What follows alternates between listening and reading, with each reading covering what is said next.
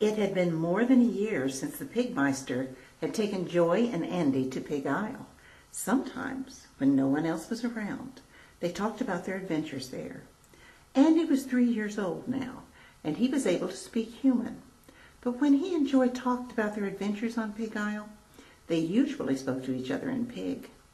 The children knew that they could never return to Pig Isle because the Pigmeister had told them that no child is ever allowed to go back, and only a very special few are allowed to visit even once. So it was that after months and months, Joy began to wonder whether she had only dreamed about the Pigmeister's visit and the ride through the moonlit night on his fat pink back. Fortunately, Christmas was coming, and Joy didn't have much time to think about Pig Isle. She was busy helping her mother get everything ready for the holiday. They shopped and baked and put up lots of beautiful sparkling decorations. Andy was too little to be very much help, but he was happy pulling the candy canes off the big green tree with the twinkling lights and brightly colored balls, and sitting behind the sofa where nobody could see him while he ate them.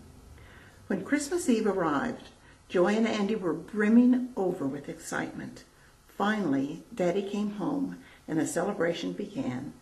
Joy and her mother had prepared all sorts of delicious goodies for a family Christmas Eve party. There were cookies shaped like stars and angels, and candies in bright red and gold foil.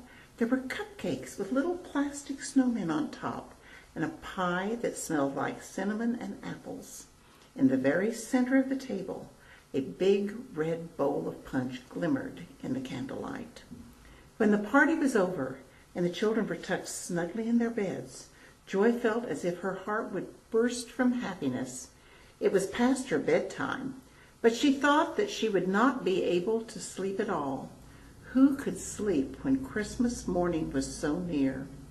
As she lay in her bed thinking about Christmas morning, she heard a strange rustling noise in the corner of her room, and then she heard a familiar deep grunty sound.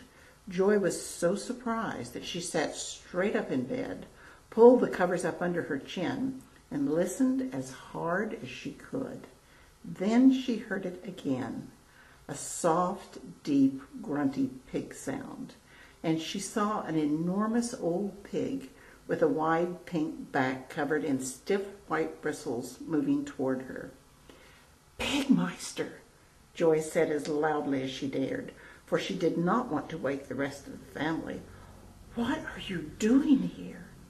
"My dear girl," the Pigmeister replied in his deep, grunty voice, "this year I want to have the best Christmas Pig Isle has ever seen.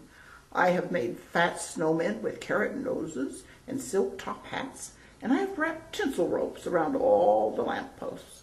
Twinkle lights and giant nutcrackers decorate every street corner. The shops are filled with Christmas dolls in satin dresses and real cowboy hats, and every sort of toy you can imagine.